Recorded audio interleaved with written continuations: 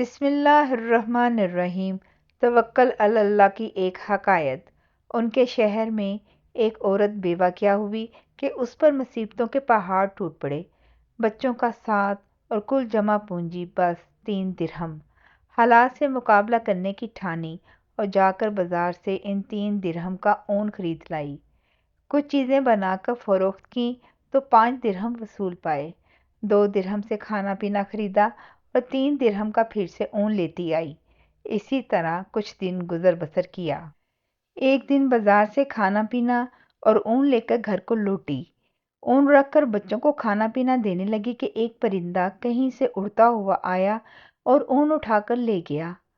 عورت کے لیے اپنی کل کائنات کا یوں لٹ جانا سہانے رو تھا۔ مستقبل کی ہولناکیوں سے خوفزدہ اور غم و غصے سے پاگل سی ہو کر رہ گئی۔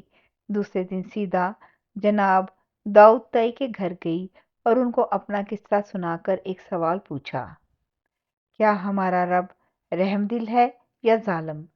جناب داؤد تائی عورت کی درد بھری کہانی سن کر پریشانی کے عالم میں ابھی اسے تسلی دے رہے تھے کہ اتنے میں دروازے پر دستک ہوئی۔ جا کر دیکھا تو 10 اجنبی اشخاص کو کھڑے ہوئے پایا۔ ان سے آمد کا مقصد اور ماجرا پوچھا تو انہوں نے کہا، حضرت ہم سمندر میں سفر کر رہے تھے کہ ہماری کشتی میں ایک سوراخ ہو گیا۔ پانی اس تیزی سے بھر رہا تھا کہ ہمیں ہماری موت صاف نظر آ گئی۔ مصیبت کی اس گھڑی میں ہم میں سے ہر شخص نے عہد کیا کہ اگر اللہ پاک ہماری جان بچا دیں تو ہم میں سے ہر آدمی 1,000 درہم صدقہ دے گا۔ ابھی ہم یہ دعا کر ہی رہے تھے کہ ایک پرندے نے کہیں سے ہماری کشتی میں اون کا ایک گولا لا کر پھینک دیا، جسے ہم نے فوراً سوراخ میں پھنسایا، کشتی کو پانی سے خالی کیا اور سیدھے یہاں نزدیک ترین ساحل پر آ پہنچے۔ ہم کیونکہ یہاں کے لیے اجنبی تھے اس لیے لوگوں سے کسی معتبر آدمی کا نام پوچھا تو انہوں نے ہمیں سیدھا آپ کے پاس بھیج دیا ہے۔ یہ لیجئے 10,000 درہم اور ہماری طرف سے مستقین کو ڈھونڈ کر دے دیجیے گا۔ داؤد تائی رحمۃ اللہ علیہ اللہ رب العزت کی اس حکمت پر حیران و پریشان ہوتے ہوئے 10,000 درہم لے کر سیدھا اندر اس عورت کے پاس گئے۔ سارے پیسے اسے دیتے ہوئے کہا، اب میں تم سے ایک سوال کرنا چاہتا ہوں کہ کیا تیرا رب رحم دل ہے یا ظالم؟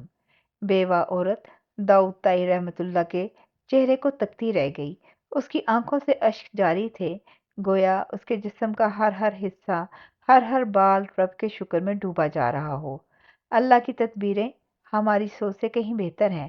اللہ کا شکر ادا کریں اور اس کی ذات پر مکمل بھروسہ رکھیں، وہ کسی کو تنہا نہیں چھوڑتا۔ اگر ہم بھی اللہ پر بھروسہ اور توکل رکھتے ہیں تو اللہ آپ کے لیے کافی ہے۔ جزاک اللہ خیر۔